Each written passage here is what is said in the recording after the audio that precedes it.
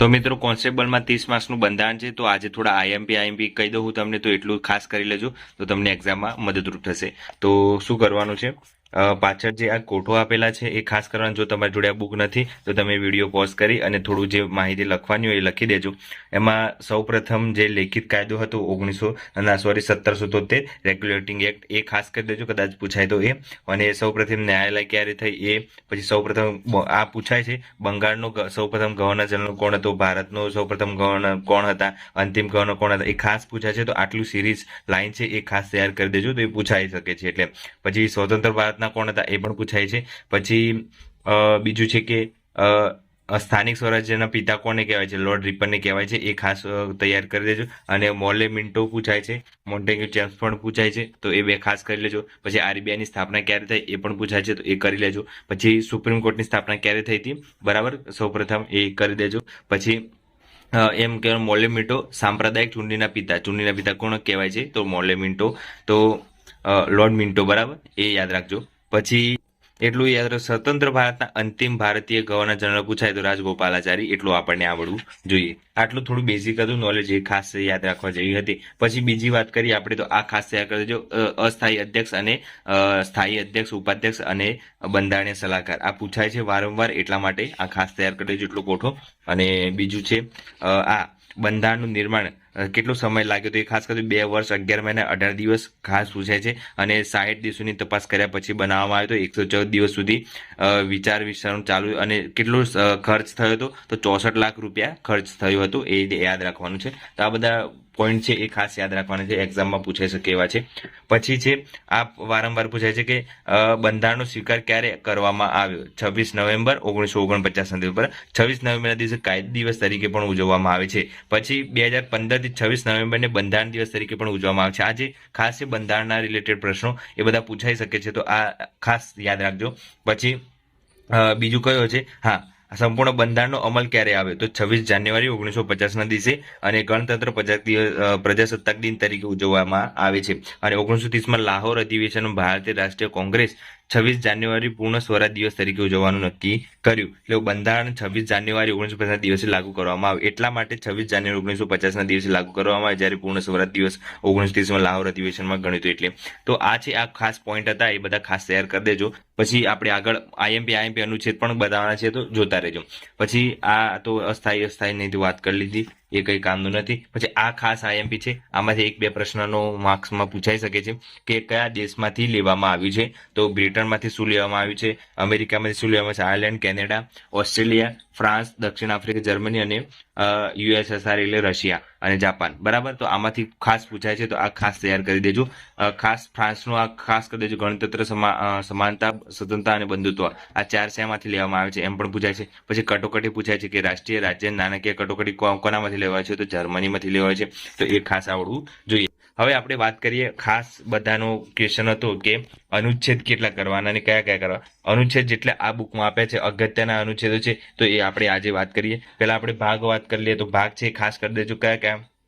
એક છે એ અનુચ્છેદ 5 થી 11માં જે ભાગ બીજો છે એ ખાસ કરી દેજો, નાગરિકતા વાળો. પછી મૂળભૂત અધિકારો ભાગ 3 છે, બરાબર. અને રાષ્ટ્રીય માર્ગદર્શક સિદ્ધાંત પૂછાય છે વારંવાર, એટલે. અને મૂળભૂત ફરજો શેમાં છે, તો ભાગ 4A યાદ રાખજો, ખાસ ભાગ 4A પૂછાય છે વારંવાર, એટલા માટે, બરાબર. આટલા ખાસ કરી દેજો, આટલા છે એ પહેલો, બીજો, ત્રીજો, ચોથો એ ખાસ કરવાના છે, એટલા કરી દીધા. પછી 10મો કરી દેજો, પછી 9મો કરી દેજો, અને પછી 15મો કરી દેજો, બરાબર, એ ખાસ પૂછાય છે. 14 એ પણ પૂછાય છે ક્યારેક ક્યારેક. અને 18મો કટોકટીની જોગવાઈઓ છે, એ ખાસ પૂછાય છે, તો એટલું કરી દેજો. અને બંધારણીય સુધારા, આ પૂછાય છે કે બંધારણીય સુધારા કયા ભાગમાં છે, તો 20માં, બરાબર, એટલું યાદ રાખજો. અને અનુચ્છેદ 368.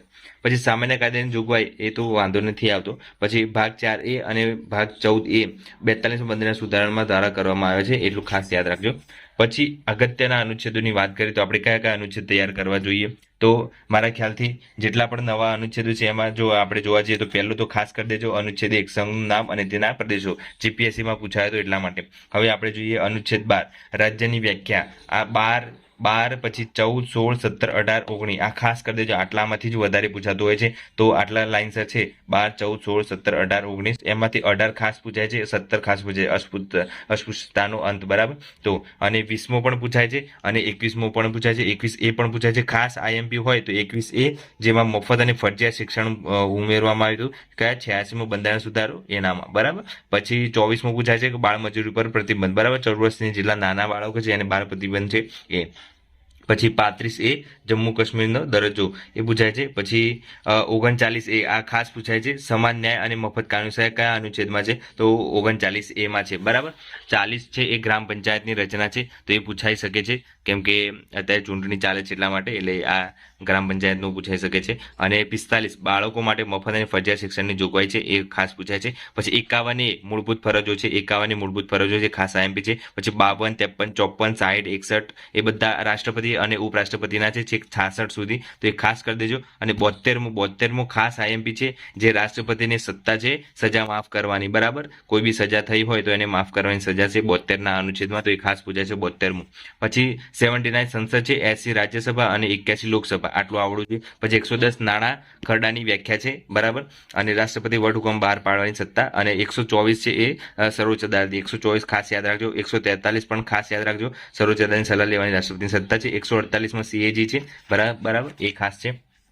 પછી જે 153માં રાજ્યોના રાજ્યપાલ છે એ પૂછાય છે વારંવાર. પછી 170માં વિધાનસભા, 214માં રાજ્યની વડી અદાલતો છે બધી. પછી 243A 214માં રાજ્યોની વડી અદાલત છે, 243માં ગ્રામ સભા છે. પછી 246A GST કાયદો ઘડવાની સત્તા છે, 280માં નાણાં પણ છે, બરાબર. અને પછી જે 320 જાહેર સેવા આયોગ એ ખાસ પૂછાય કદાચ તો.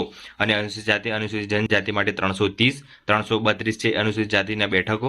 અને બીજું તો કયું છે, હા, એ 351 હિન્દી ભાષાના વિકાસ માટેના આદેશો.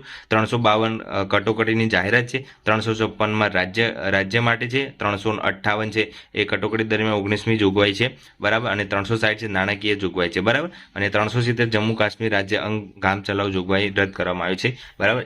આટલા અનુચ્છેદ છે એ ખાસ તૈયાર કરી દેજો. બીજું કંઈ છે નહીં આમાં તૈયાર કરવા જેવું, તો આટલું ખાસ કરી દેજો. હાલ 22 ભાષા છે એ થોડું જોઈ લેજો, વધારે કટોબટ થાય. પછી આ ખાસ કરી દેજો કે રાષ્ટ્રપતિનો કાર્યકાળ કેટલો છે, ઉપરાષ્ટ્રપતિનો કાર્યકાળ કેટલું છે, પછી શપથ કોણ લેવડાવે છે, એ બધું, બરાબર. તો આટલું ખાસ આઈએમપી હતું, એટલું કહી દીધું છે. હવે બીજું કંઈ ખાસ કરવાની જરૂર નથી લાગતી મને.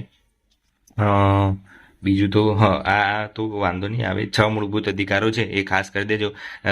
મૂળભૂત 7 જેટલા મૂળભૂત અધિકારો હતા, એમાં 44માં બંધારણ સુધારા 1998માં મિલકતનો અધિકાર રદ કરવામાં આવ્યો છે, એટલે ટોટલ અત્યારે 6 છે, એટલું યાદ રાખવાનું, બરાબર.